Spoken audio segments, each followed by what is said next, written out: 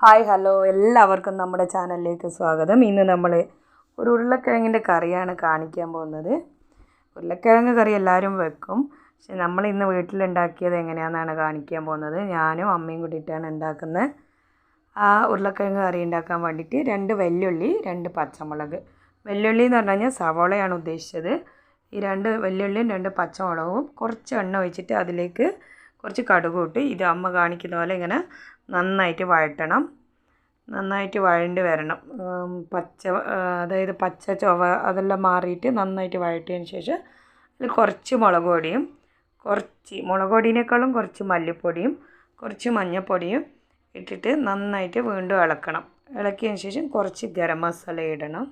ഗരം മസാല കുറച്ച് ഒരു മണത്തിന് വേണ്ടി മാത്രം ചേർക്കുന്നതാണ്. കുറച്ച് ഗരം മസാല ഇട്ടിട്ട് ഇനി നല്ലോണം ഈ പൊടികളെല്ലാം കൂടിയിട്ട് നന്നായിട്ട് പച്ചമണം മാറുന്ന വരെ ഒന്ന് ഇളക്കിയെടുക്കണം. നന്നായിട്ട് ഇളക്കണം. നല്ലോണം മൂത്ത് വന്നതിന് ശേഷം 2 തക്കാളി തൊലി കളഞ്ഞിട്ട് അരച്ച് വെച്ചത് ഇതിലേക്ക് ചേർത്ത് യോജിപ്പിക്കണം.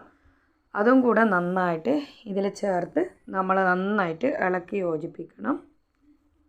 ഇതിനൊക്കെ മുന്നായിട്ട് ഞാൻ കുറച്ച് നമുക്ക് ആവശ്യത്തിനനുസരിച്ചിട്ടുള്ള ഉരുളക്കിഴങ്ങ്, ഓരോരുത്തർക്ക് ആവശ്യത്തിനനുസരിച്ചിട്ടുള്ള ഉരുളക്കിഴങ്ങ് എടുത്തായി. ഇവിടെ നമുക്ക് ആവശ്യത്തിനനുസരിച്ചുള്ള ഉരുളക്കിഴങ്ങ് ഞാൻ സ്ക്വയറായി കട്ട് ചെയ്തിട്ട് ചെറിയ കഷ്ണങ്ങളായി കട്ട് ചെയ്തിട്ട് വേവിച്ച് വെച്ചിട്ടുണ്ട്. കുക്കറിൽ വേവിച്ച് വെച്ചിട്ടുണ്ട്.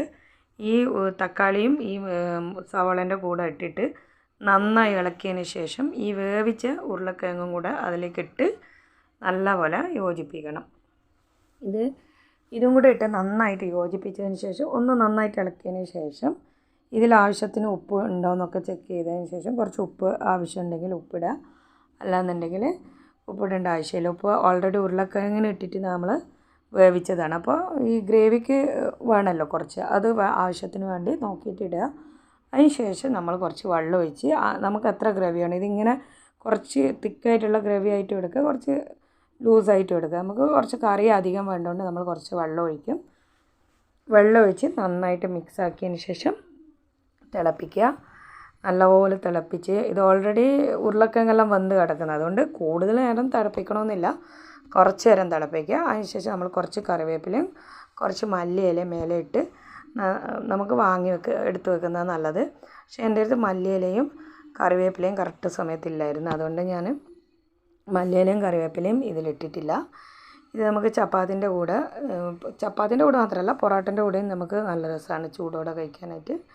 ഇന്ന് നമ്മൾ ചപ്പാത്തിൻ്റെ കൂടെ ഇത് കഴിച്ചത് നല്ല ടേസ്റ്റ് ആയിരുന്നു. നിങ്ങൾ വേണമെങ്കിൽ ട്രൈ ചെയ്ത് നോക്കുക. ഇത്രയേ ഉള്ളൂ. താങ്ക്